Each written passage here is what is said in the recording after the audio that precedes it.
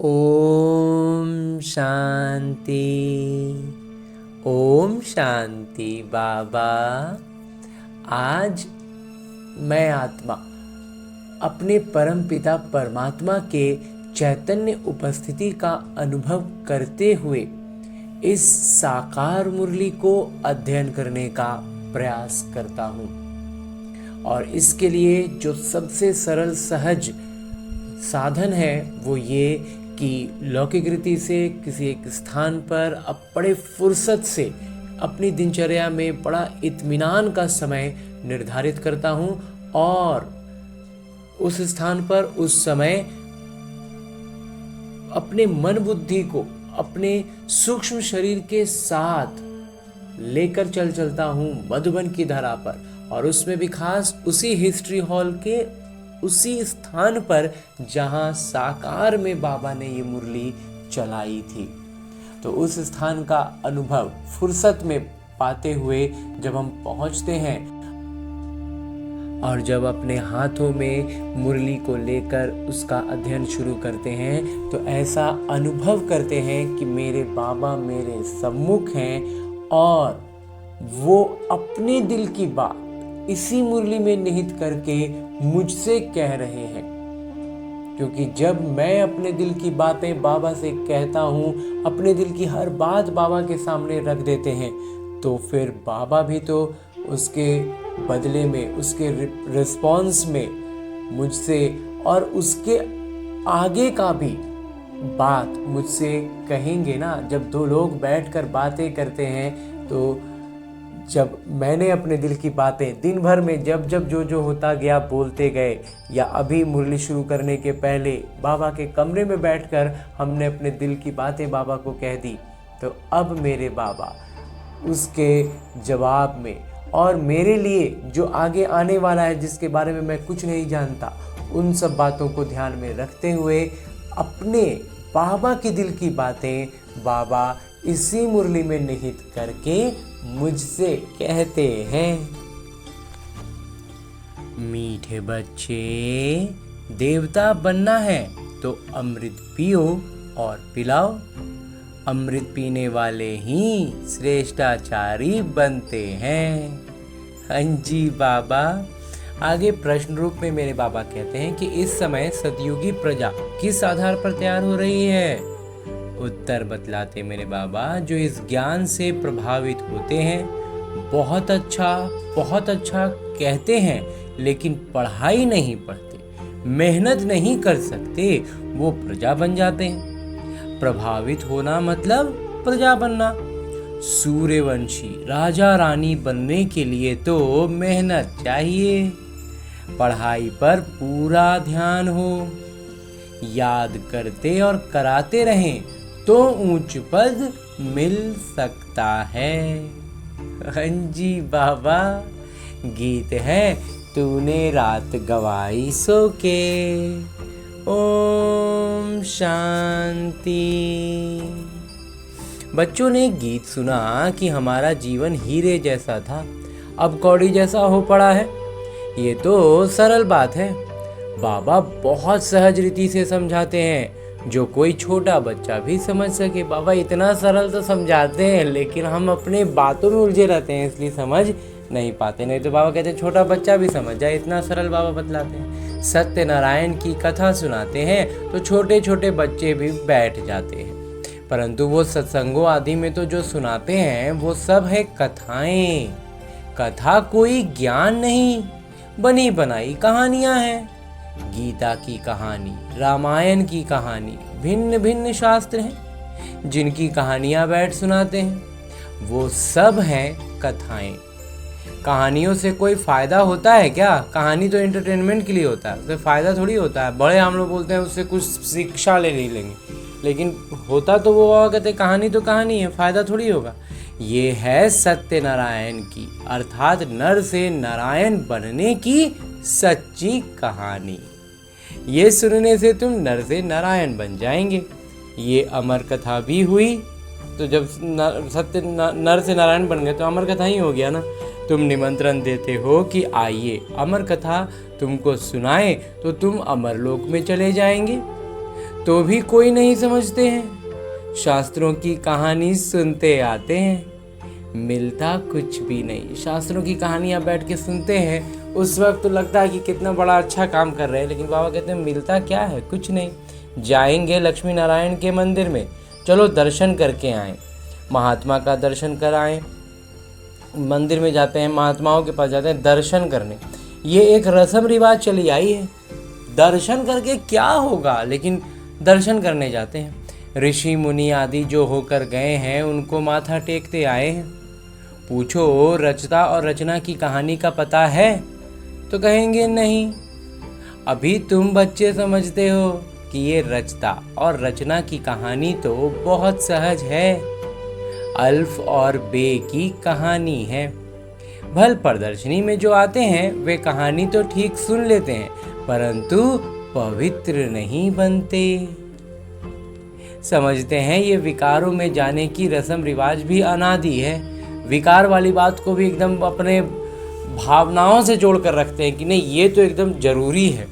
मंदिर में देवताओं के आगे जाकर गाते हैं आप संपूर्ण निर्विकारी हो, फिर बाहर आकर कहते हैं विकार में जाना तो अनादि है। कैसे कॉन्ट्राडिक्शन होता है, कैसे मिसमैच होती है बातें, उसको बाबा हमारा ध्यान उधर खिंचवा रहे हैं। इस बगैर दुनिया कैसे चलेगी, विकार के बगैर दुनिया कैसे चलेगा, मतलब कितना गंभीर चिंता होती है। लक्ष्मी नारायण आदि को भी तो बच्चे थे ना, ऐसे कह देते हैं तो ऐसों को क्या कहें। एक तरफ कहते हैं वो संपूर्ण निर्विकारी हैं और फिर कहते हैं कि उनको भी तो बच्चा था ना। यही तो बात हमारी बुद्धि में डाल करके हमें उलझा दिया गया। जो कुछ भी आज हम एक साधारण इंसान में जितना क्रोध, जितना काम विकार और ये सब देखते हैं ना, सब कुछ देवताओं के साथ जोड़ दिया गया। वो भी गृहस्थी में थे, वो उनके भी बाल बच्चे थे, उनको भी फलाने घटना हुई तो उनको क्रोध आ गया। अरे वो देवी देवता हैं, वो हमारे जैसा ना उनको क्रोध आएगा और नहीं वो हमारे जैसा विकार में जाते हैं। हमारी बुद्धि में ये बात डाली गई कि वो हमारे जैसे, जो आज हमारी स्थिति देखते हैं ना वैसे हैं, वैसे ही थे, इसीलिए तो हम अब उनको फॉलो करने के चक्कर में हम नीचे गिर गए। ये बहुत बड़ा स्ट्रैटेजिक गिरावट है एक तरह से बोले तो। बाकी बाबा तो बतला ही रहे कि कैसे 84 का चक्र है और सृष्टि चक्र है, इसलिए वहाँ पर उसको होना ही था, इसलिए हुआ। मनुष्य का लक़ब यानी मर्तबा तो दे ना सकें। देवताएं भी मनुष्य थे, कितने सुखी थे। लक्ष्मी नारायण के राज्य में वहाँ कहते देवी देवताएं जो थे वो भी थे तो मनुष्य, लेकिन कितना सुखी थे जब लक्ष्मी नारायण का राज्य था। तुम बच्चों को बाबा बहुत सहज बात बताते हैं, बरोबर यहाँ भारत में ही स्वर्ग था, लक्ष्मी नारायण का राज्य था। चित्र भी है, ये तो सब मानेंगे कि ये सतयुग में उन्हों का राज्य था। वहाँ कोई दुख नहीं था, संपूर्ण निर्विकारी थे। उन्हों के मंदिर भी बड़े बड़े बने हुए थे। उन्हों को 5000 वर्ष हुए, अभी वो नहीं है, अभी तो कलयुग का अंत है। मनुष्य आपस में लड़ते झगड़ते रहते हैं, भगवान तो ऊपर ही रहते हैं निर्वाण धाम में। असल में हम आत्माएं भी वहाँ रहती हैं, यहाँ किरदार निभाने आती हैं। हमारा भी घर तो परम धाम ही है, यहाँ किरदार निभाने आए हैं ना। पहले हम लक्ष्मी नारायण के राज्य में थे, वहाँ बहुत सुख आनंद था, फिर हमको 84 जन्म लेने पड़े। यहाँ एक छोटा सा मंथन ब्रह्मा कुमार कहता है कि हम जो अभी दिनचर्या हमारा होता है उसमें क्या होता है कि हम अपने घर में रहते हैं और ऑफिस में काम करने जाते हैं। तो कुल मिला के देखें तो एक काम की नज़र से देखें तो क्या लगता है कि हम बस रात को खाली सोने जाते हैं, बस सोए और उठ के फिर वापस काम पर आ गए, तो बस सोने के लिए घर जाते हैं, उस घर का तो और कुछ नहीं रह गया। और अगर घर के लिहाज से देखें तो हम घर में ज़्यादा समय रहे, घर में हम छोटी बड़ी हर तरह की अपनी भावनाओं के साथ, परिवार के साथ बहुत तरह की ऊपर नीचे हर तरह का जीवन जीते हैं।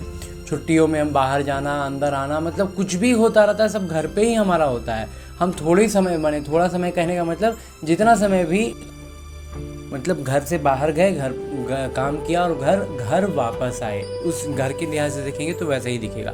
तो बस ऐसे ही जो बाबा कहते हैं कि हमारा घर भी परम धाम में है, तो हम परम धाम से यहाँ आए हैं 84 का चक्र भी अगर पूरा निभाएं तो वापस हम अपने घर जाएंगे। वास्तव घर हमारा वही है, यहाँ हम किरदार निभाने आए हैं, तो इसलिए हमें उस नज़र से ही देखना है। पहले हम लक्ष्मी नारायण के राज्य में थे, वहाँ बहुत सुख आनंद था, फिर हमको 84 जन्म लेने पड़े। गाया भी जाता है 84 का चक्र। हमने सूर्यवंशी में 1250 वर्ष राज्य किया, वहाँ अथाह सुख था, संपूर्ण निर्विकारी थे, हीरे जवाहरात के महल थे, हमने राज्य किया। फिर 84 जन्मों में आना पड़े। ये विश्व का इतिहास भूगोल का चक्र फिरता रहता है। आधा कल्प सुख था, राम राज्य में थे, फिर मनुष्यों की वृद्धि होती गई। सतयुग में 9 लाख थे, सतयुग अंत में वृद्धि होकर 9 लाख से 2 करोड़ हो गए। 9 लाख से 2 करोड़ हो गया 1250 वर्षों में। फिर 12 जन्म त्रेता में बहुत सुख चैन में थे, एक ही धर्म था। फिर क्या हुआ? फिर रावण राज्य शुरू हुआ।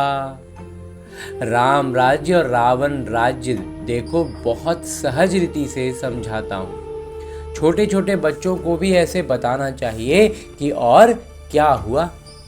बड़े बड़े सोने हीरे जवाहरातों के महल भूकंप में अंदर चले गए। भारतवासियों के विकारी बनने से ही अर्थक्वेक हुई। वास्तव में उस समय त्रेता के अंत तक पवित्रता से ही बच्चे जन्म ले रहे थे, उतनी पवित्रता थी। वहीं उसके बाद जो देवभान आया होगा, विकार में जाकर के बच्चों को जन्म देने की स्थिति आई, तो बाबा कहते हैं वो इतना बड़ा गिरावट हुआ हमारी आत्मा का, आत्मिक स्थिति का, कि उसके कारण पूरा धरती पर भूचाल आया और बाबा कहते हैं सब कुछ एक बार अंदर चला गया। फिर रावण राज्य शुरू हुआ, पवित्र से अपवित्र हो गए। कहते भी हैं सोने की लंका अंदर चली गई। कुछ तो बचा होगा ना, जिससे फिर मंदिर आदि बनाए होंगे। भक्ति मार्ग शुरू हुआ, मनुष्य विकारी होने लगे। बाबा कहते हैं सब कुछ तो चला गया, लेकिन कुछ तो बचा होगा। तो सतयुग त्रेता में जितना था ना, उतना मतलब उसका एक तरह से कहें तो बहुत बड़ा हिस्सा चला गया, बहुत थोड़ा सा।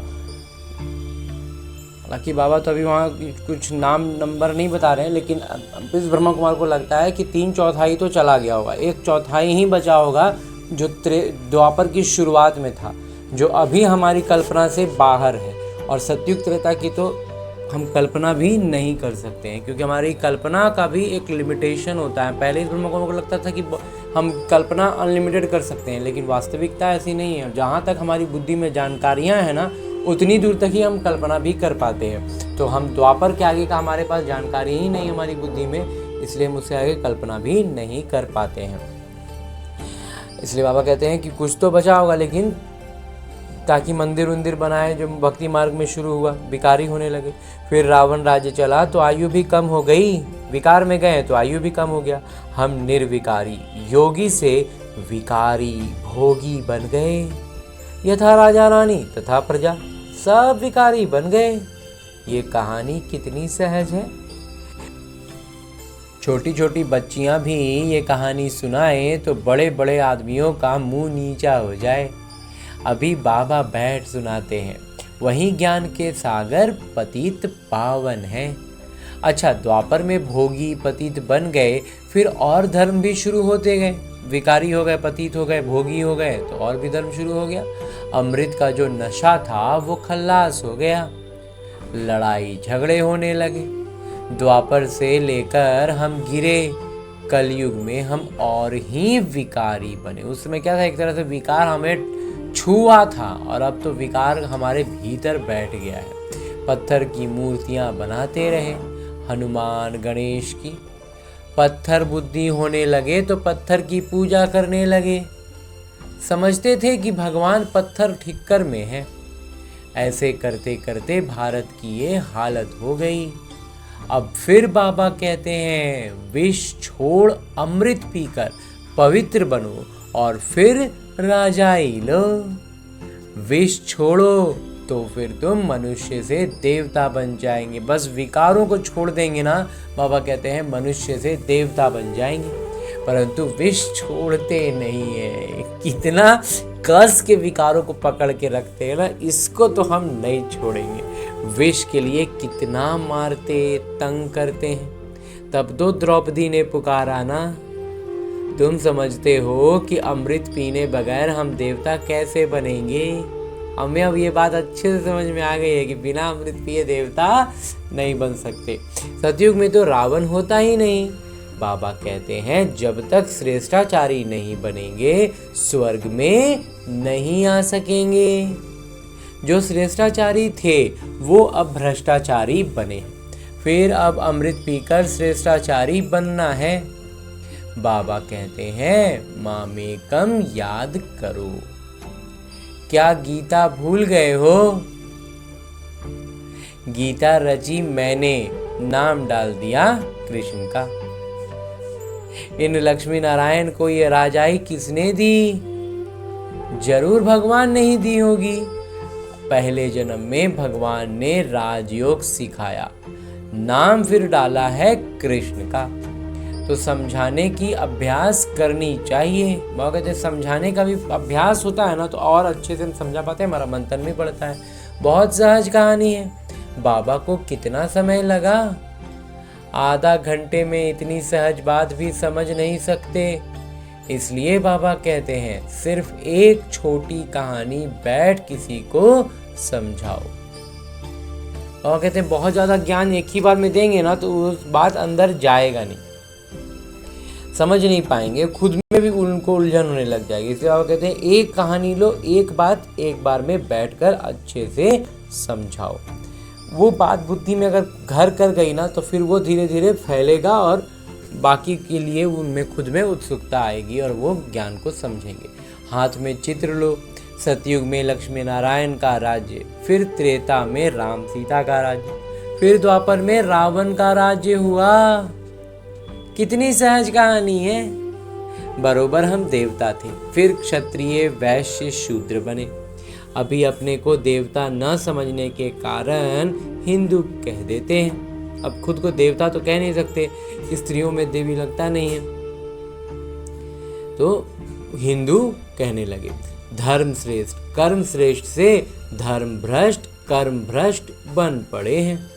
ऐसी छोटी छोटी बच्चियां बैठ भाषण करें तो सारी सभा में हियर हियर हो जाए। वह कहते हैं छोटी छोटी बच्चियां इस तरह का ज्ञान देंगे ना परमात्मा का, तो सब कोई एकदम सन्न होकर सुनने लग जाएं। बाबा सभी सेंटर्स वालों को सुना रहे हैं।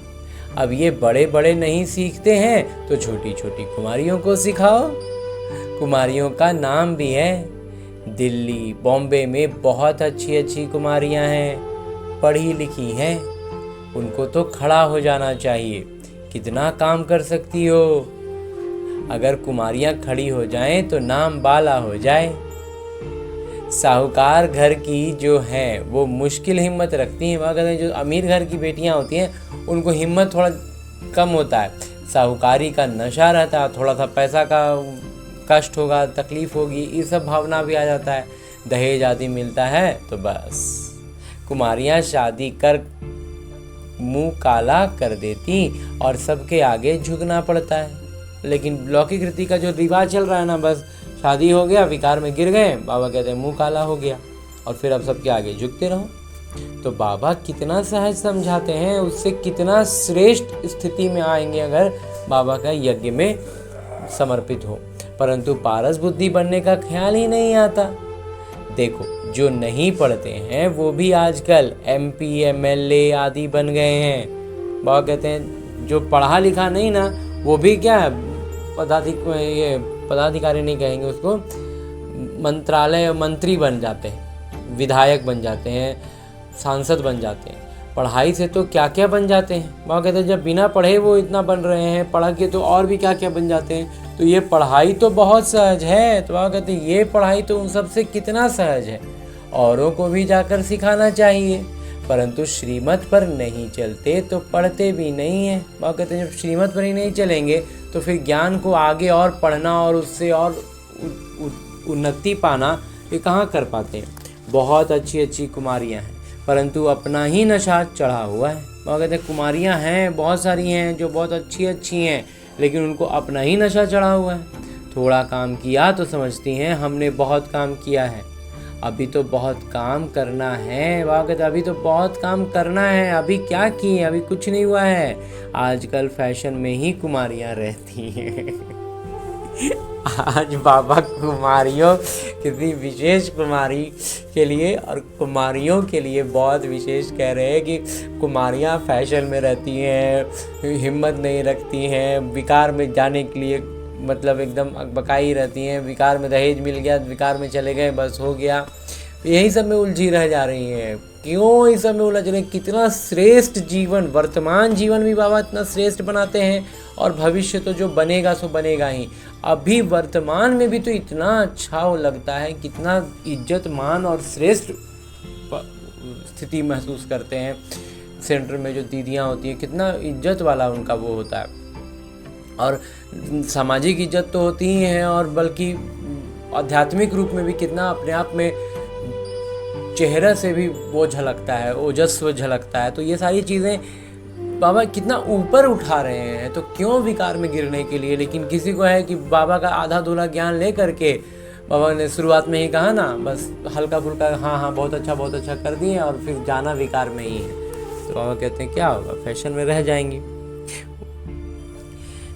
ये बाबा ज़बरदस्त तरीके से कहते हैं कि आजकल फैशन में ही कुमारियाँ, जो नया पीढ़ी जिसको हम नाम देते हैं ना, वो एकदम अभी पूरी तरह से बस विलासिता और शारीरिक शरीर के ही भान में, मतलब देह भान तो बहुत समय से रहा लेकिन अभी देह भान का उसका भी ना एकदम पीक पर आ गया है। खाली बस शरीर का फैशन, शरीर का ये, शरीर का वो में ही पूरा उलझे हुए रहते हैं। वहाँ तो नेचुरल श्रृंगार रहता है लेकिन जब स्वर्ग की बात करें तो वहाँ तो प्राकृतिक सौंदर्य ही इतना होगा कि इस तरह की विकारी चीज़ों को करने का कोई ज़रूरत ही नहीं होगा। यहाँ तो कितना आर्टिफिशियल श्रृंगार करते हैं, सिर्फ बाल बनाने में ही कितने पैसे दे देते हैं।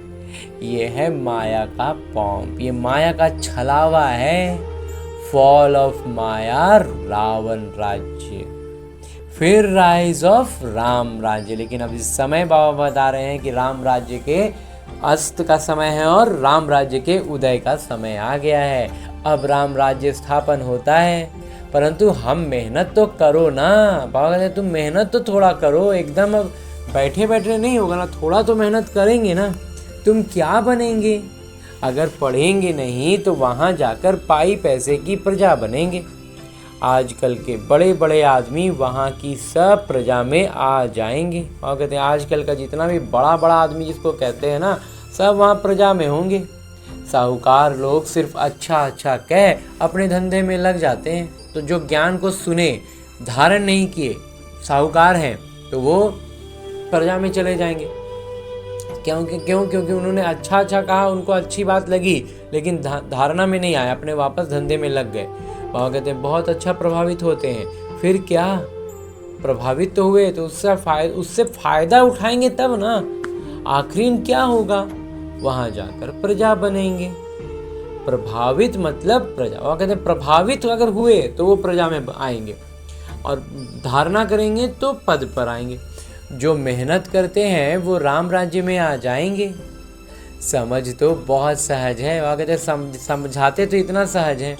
इस कहानी के नशे में कोई रहे तो बेड़ा पार हो जाए। हम शांति धाम में जाएंगे फिर सुख धाम में आएंगे। बस याद करते कराते रहना है, तभी उच्च पद पाएंगे। हाँ जी बाबा, अटेंशन पढ़ाई पर देना है, चित्र हाथ में हो। जैसे बाबा जब लक्ष्मी नारायण की पूजा करते थे तो चित्र जेब में पड़ा रहता था। चित्र छोटे भी हैं, लॉकेट में भी हैं, उन पर समझाना है। ये है बाबा, उन द्वारा वर्षा मिल रहा है। अब पवित्र बनो, बाबा को याद करो। कितना ज्ञान है इन मेडल्स बैज में। बाबा कहते हैं बैज जो लगाते हो इसमें ही कितना ज्ञान है। उसको देख करके कोई टोका, कोई बोला तो उसको फिर उस ज्ञान समझाना है, सुनाना है। इनमें सारा ज्ञान है। इन पर समझाना बहुत सहज है। सेकंड में बाबा से स्वर्ग के जीवन मुक्ति का वर्षा। बाबा कहते एक क्षण का समय लगता है और स्वर्ग का और जीवन मुक्ति का वर्षा मिल जाता है। कोई भी समझाए तो जीवन मुक्ति पद का अधिकारी बन जाए। बाबा कहते कोई भी जो समझाएगा ना, ज्ञान को डिटेल से समझाएगा, तो वो कहते हैं वो जीवन मुक्ति के पद का अधिकारी बन गया। पढ़ाई अनुसार ऊंच पद पाएंगे। स्वर्ग में तो आएंगे ना, बाबा कहते हैं बाकी स्वर्ग में तो आएंगे ना, पिछाड़ी में आएंगे तो सही ना। बाकी जो प्रजा है वो क्या एकदम पिछाड़ी में, मैंने एकदम त्रेता के लास्ट में अंतिम में आकर के एकदम थोड़ा सा वृद्धि तो होनी है। देवी देवता धर्म ऊंच है, वो भी तो बनेंगे ना। प्रजा तो लाखों बनेगी। सूर्यवंशी बनने में मेहनत है, वास्तविक मेहनत सूर्यवंशी बनने में है। सेवा करने वाले ही अच्छा पद पाएंगे। उनका नाम भी बाला है, कुमार का है, जनक है, अच्छा सेंटर संभाल रही हैं, कोई खिटपिट नहीं। तो ये लोग दादियाँ थीं उस समय, तो साकार में दादी नहीं हुई थी उस समय, तो कुमारियों की ही श्रेणी में थी। लेकिन उन्होंने इतना अच्छा अपना कार्य विधि अपनाया और इतने सलीके से इतना बाबा के गुणवत्ताओं को प्रत्यक्ष करते हुए लौकिक जीवन अपने लौकिक पद पर रहीं। तो उनके सेंटर्स बाबा मुरली में तारीफ कर रहे हैं कि बहुत अच्छा संभाल रही हैं, कोई खिटपिट नहीं। बाबा कहते हैं see no evil, talk no evil, फिर भी ऐसी बातें करते रहते। बाबा कहते हैं मना करते हैं बाबा कि ना बुरा देखो, ना सुनो और ना उन पर कोई बातें करो। ऐसे क्या जाकर बनेंगे? बाबा कहते हैं अगर यही सब करते रहेंगे तो फिर क्या बनेंगे? इतनी सहज सेवा भी नहीं करते हैं। बाबा कहते हैं बस खाली बुरा ना देखो ना सुनो, मतलब अपनी इनकमिंग जो कुछ भी हमारे भीतर जा रहा है उसका विशेष ख्याल रखो। और उस पर जो बोल रहे हैं हम चर्चा कर रहे हैं तो लगेगा कि वो तो मैंने अंदर नहीं आ रहा, लेकिन अंदर जो आया है ना उसको एक तरह से कह सकते हैं हम लोग, जो एक उदाहरण में कहते हैं ना, जुगाली करती है गायें। पहले जब घास चरने निकलती है मैदान में तो जितना भी घास उनको लेना होता है वो पहले जल्दी जल्दी मुंह में एक जगह रख लेती हैं, मुंह में खा के, और फिर जब फुर्सत में बैठती हैं ना तो फिर उसको निकाल के जुगाली कर करके अब उसको पाचन की तरफ भेजती हैं। तो बस हम जो बातें सुनते हैं, देखते हैं, पढ़ते हैं, कुछ भी अच्छा जो नहीं है, जो श्रीमत पर नहीं है, जो चीज़ें उसको फिर हम चर्चा कर रहे हैं ना, मतलब वहीं जुगाली कर रहे हैं, उसको हम अच्छे से चर्चा करते हैं और फिर उसको बुद्धि में बैठा देते हैं। तो हम ये लौकिक तौर पर हम करते नहीं हैं, लेकिन ये सबकॉन्शियसली होने लगता है। इसलिए बाबा कहते हैं कि टॉक नो एविल, ना बुरा सुनो, ना देखो, ना पढ़ो, ना बोलो, ना उस पर चर्चा करो। और कहते हैं और ऐसे ही करते रह जाएंगे तो फिर क्या बनेंगे? इतनी, बाबा कहते हैं इतना छोटा, इतना सहज सेवा भी नहीं कर सकते हैं। छोटी छोटी बच्चियां भी यहाँ समझा सकती हैं, सुना सकती हैं। बंदर सेना भी मशहूर है। सीताएं जो रावण की जेल में फंसी हुई हैं, उन्हों को छुड़ाना है। कथाएं तो क्या क्या बना दी हैं। ऐसे ऐसे कोई भाषण करे, बाकी सिर्फ कहते हैं फलाना बहुत प्रभावित हुआ। पूछो तुम क्या बनना चाहते हो? बाबा कहते हैं अगर कोई प्रभावित हुआ, लगता है कि उसको बहुत अच्छी लगी बात, तो बाबा कहते हैं उनसे पूछो कि क्या बनना चाहते हो। सिर्फ दूसरों को कहेंगे इनका ज्ञान बहुत अच्छा है, खुद समझते कुछ भी नहीं है, खुद पूरा समझे नहीं है, लेकिन इनका ज्ञान बहुत अच्छा है, तारीफ कर देंगे दूसरों को। इससे क्या फायदा? बाबा कहते हैं इससे फायदा क्या होगा? कोई फायदा नहीं मिलने वाला उससे। तो अंतिम में, त्रेता का अंतिम में जाकर के एक आध दो जन्म मिल जाएगा वो भी प्रजा में, तो कब क्या मतलब रह गया? कुछ नहीं। तो धारणा करनी है। जी बाबा। अच्छा, मीठे मीठे सिकिलते बच्चों प्रति माता पिता बाबा का याद प्यार और आशीर्वाद। रूहानी बाबा की रूहानी बच्चों को नमस्ते। हम रूहानी बच्चों की ओर से रूहानी माता पिता को याद प्यार और प्रणाम। धन्यवाद बाबा, धन्यवाद। मुरली के लिए भी धन्यवाद और इस अनूठे अलौकिक ब्राह्मण जीवन के लिए भी बहुत बहुत बहुत धन्यवाद बाबा, बहुत धन्यवाद।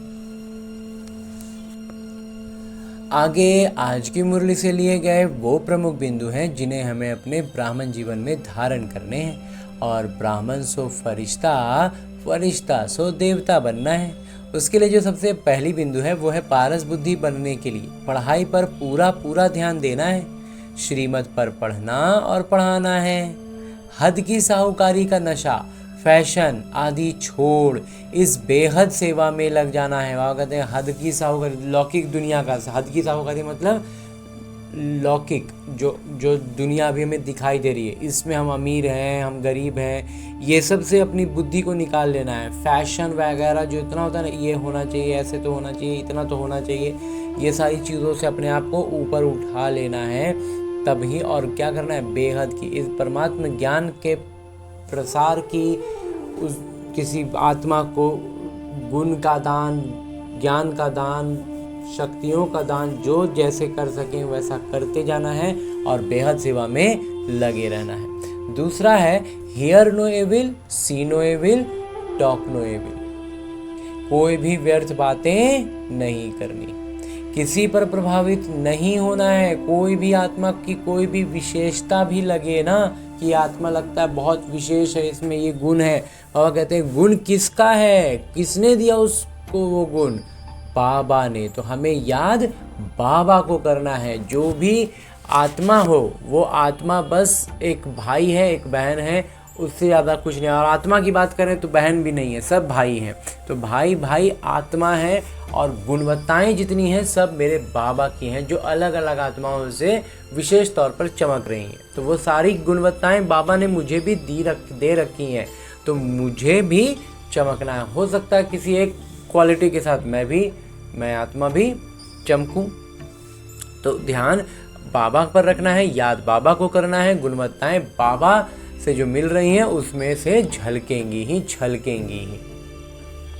तो ध्यान हमेशा, मतलब इसलिए बाबा कहते हैं कि दूसरी आत्मा के प्रति हम आकर्षित ना हो जाए, उसमें हम ना उलझ जाएं। इसलिए गुणवत्ता को भी हम बाबा से जोड़ देंगे तो हम मस्त बाबा की याद में रहेंगे। और कहते हैं सबको सत्यनारायण की छोटी सी कहानी सुनानी है, वास्तविक कहानी, यथार्थ कहानी, सच्चा सत्यनारायण का कथा सबको सुनाना है। और आगे मेरे बाबा वरदान दे रहे हैं। वरदान देते हुए मेरे बाबा कहते हैं नए जीवन की स्मृति से कर्मेंद्रियों पर विजय प्राप्त करने वाले मरजीवा भव, और कहते हैं नया जीवन का याद रहे, उस याद से, उस भान में हम आ जाएं तो कर्मेंद्रियों पर विजय प्राप्त करने वाले मरजीवा, इन कर्मेंद्रियों से फिर हमें कोई फर्क नहीं पड़ेगा। विस्तार से बाबा कहते हैं जो बच्चे पूरा मरजीवा बन गए उन्हें कर्मेंद्रियों की आकर्षण हो नहीं सकती। ये शरीर का भान खत्म कर देंगे, शरीर क्या है, क्यों है, और शरीर के अनुसार आकर्षण में आना किसी अन्य आत्मा, किसी अन्य शरीर की तरफ, ये होगा ही नहीं। तब हम समझिए अपनी एक अवस्था ऊपर उठी है, मरजीवा बने अर्थात सब तरफ से मर चुके, पुरानी आयु समाप्त हुई।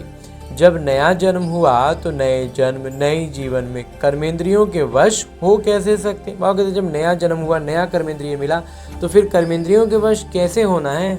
ब्रह्मा कुमार कुमारी के नए जीवन में कर्मेंद्रियों के वश होना क्या चीज होती है। बाबा कहते ब्रह्मा कुमार कुमारियों के इस नया जीवन में कर्मेंद्रियों के वश हो जाना ये क्या बात है, इस ज्ञान से भी परे। शूद्रपन का जरा भी श्वास अर्थात संस्कार कहीं अटका हुआ ना हो, इस बात का हमें बहुत अच्छे से ख्याल रखना है कि शूद्रपन का जरा सा भी सांस के नाम पर, मतलब कितना महीन स्तर पर भाव कहते हैं, फंसा हुआ ना रह जाए बुद्धि पुराना संस्कार और पुरानी बातों पर। शूद्रपन का और जरा भी सांस अर्थात संस्कार कहीं अटका हुआ ना हो, कोई भी सांस के रूप में कोई भी बात हमारी अंदर अटकी न रह जाए, इसका पूरा ख्याल करना है। हाँ जी बाबा। और आगे स्लोगन है, मुरली का उपदेश है, अमृत वेले दिल में परमात्मा स्नेह को संभालो तो और कोई स्नेह की आकर्षित नहीं कर सकता। और कहते हैं अगर अमृत वेला में परमात्मा दिल में परमात्मा का स्नेह समा लें तो और कोई आकर्षण नहीं कर सकता। वहाँ कहते हैं कोई भी चीज़ फिर हमें आकर्षित नहीं। और आगे स्लोगन है, मुरली का उपदेश है कि अमृत बेले दिल में परमात्मा स्नेह को समा लो तो और कोई स्नेह आकर्षित नहीं कर सकता। जब हम अमृत बेला ही बाबा के प्यार में एकदम से खुद को भिगो लेंगे, एकदम से तर हो जाएंगे, तो फिर और किसी तरफ हमारा हम आकर्षित हो जाएं, ऐसा होगा ही नहीं।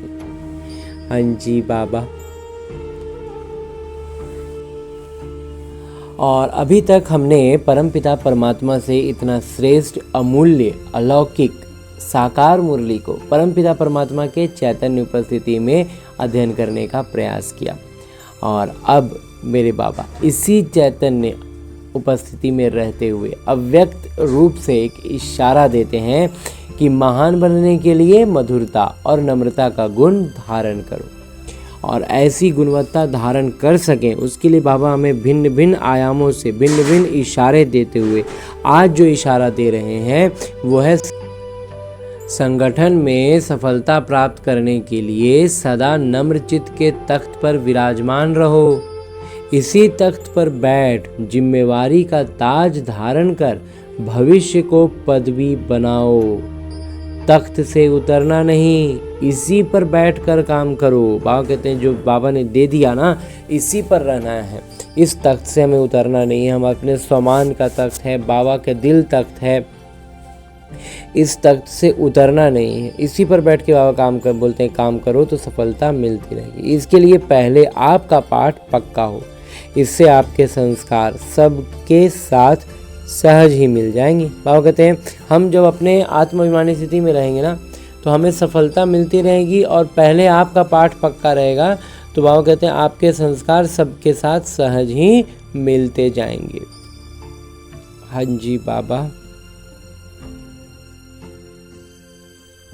और अब हमने परमपिता परमात्मा का इतना श्रेष्ठ ज्ञान मुरली को उनकी चैतन्य उपस्थिति में अध्ययन किया, उनसे वरदान प्राप्त किया। इशारे अव्यक्त रूप में स्थित होकर बाबा ने जो इशारा दिया उसे भी जान लिया। अब हमें करना क्या है? हमें अपने इस लक्ष्य को याद रखना है कि हमें लक्ष्मी नारायण बनना है, विश्व महाराजा बनना है। तो करना क्या है?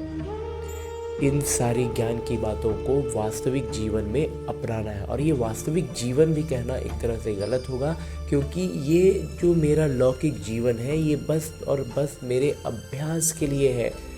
उसका एक अभ्यास पुस्तिका है जिसमें आने वाली हर परिस्थिति मेरे लिए एक प्रश्न है, और उस प्रश्न का मैं कितना आत्माभिमानी स्थिति में रहकर उत्तर देता हूँ, उस पर अपनी प्रतिक्रिया देता हूँ, वही निर्धारित कर रहा है कि मैं अपने लक्ष्य के कितने करीब पहुँच रहा हूँ। तो इसके लिए अभी फिलहाल हमें लौटना है अपने इस स्थूल शरीर में, अपने इस किरदार, जहाँ मुझे न केवल अपने सारे आत्मिक गुणों की स्मृति रखनी है बल्कि अष्ट शक्तियों की जागृति रखनी है। और उन अष्ट शक्तियों को इस ब्रह्मा कुमार ने अपने मंथन से इस क्रम में सजाया है कि सबसे पहले हमारे भीतर ज्ञान के बाद जो शक्ति जागृत होती है वो होती है सहन शक्ति। जब हम ज्ञान की महीन बातों को नहीं समझ पाते हैं, कुछ स्पष्ट नहीं हो पाता है, या जहाँ पर भी जिस भी परिस्थिति में हम स्पष्टता में थोड़ा भी उलझते हैं तो लेकिन निश्चय पूरा होता है, तो हम सहन शक्ति की जागृति के साथ हर परिस्थिति को पार कर पाते हैं। उसके बाद जो जागृत होती है वो होती है परखने की शक्ति, और उसी के साथ साथ निर्णय करने की शक्ति। अब निर्णय क्या करना है? निर्णय करने के लिए हमारे पास 5 शक्तियां हैं कि हमें इन 5 में से कौन सी शक्ति का इस्तेमाल करना है। तो इसमें सबसे पहले इस ब्रह्मा कुमार को लगता है कि है समेटने की शक्ति। समेटने की शक्ति का अर्थ है, इस ब्रह्मा कुमार का मंथन रहा है कि सबसे पहले जो आती है वो है समेटने की शक्ति। समेटना क्या है? अपने उन पुराने संस्कारों को जो रावण के प्रभाव में बने हैं। दूसरा है समाने की शक्ति। वही सारी संस्कार जो अन्य आत्माओं में, संबंध संपर्क की आत्माओं में रावण के प्रभाव में पनपे हैं, विकसित हुए हैं और वो उनसे घिरे हुए हैं, तो उनको उस नज़र से हम देख पाएँ, इसके लिए हमें शक्ति जो चाहिए वो है समाने की शक्ति। तो उनके रावण के प्रभाव में बने संस्कारों को समाने की शक्ति। उसके बाद जो आती है वो है संकीर्णता की शक्ति। संकीर्णता की शक्ति का अभिप्राय इस ब्रह्म कुमार के मंथन के अनुसार है कि जहाँ पर हमारा हस्तक्षेप का या फिर हमारे इन्वॉल्व होने का, हमारे उससे जुड़ने का कोई अर्थ नहीं है, हमारे लिए वो व्यर्थ है, तो वैसे में अपने आप को उसमें जोड़कर हम खामोखा में कहीं उलझ ना रहे हो, इसके लिए भी, इसका स्पष्टीकरण के लिए भी हमें शक्ति चाहिए कि जहाँ ज़रूरत, मतलब संकीर्णता के साथ, मतलब जिसको कहते हैं कि आराम से हम निकल सकते हैं और हम झूठ मूठ में फंस रहे हैं, वो काम ना करके, तो इसके लिए भी शक्ति चाहिए। तो वही है संकीर्णता की शक्ति। उसके बाद जो है वो है सामना करने की शक्ति। तो ये भी हमें परखना होगा ना कि हम यहाँ से एकदम, मतलब बिना किसी जुड़ाव के एकदम सीधे निकल सकते हैं या फिर हम निकल नहीं सकते, तो हमें उसका सामना करना ही है। तो हम उस परिस्थिति का, उन बातों का अच्छे से सामना कर पाए, उसके लिए भी हमें जो शक्ति चाहिए वही है सामना करने की शक्ति। और उसके बाद जो एक शक्ति है उसका नाम है सहयोग की शक्ति।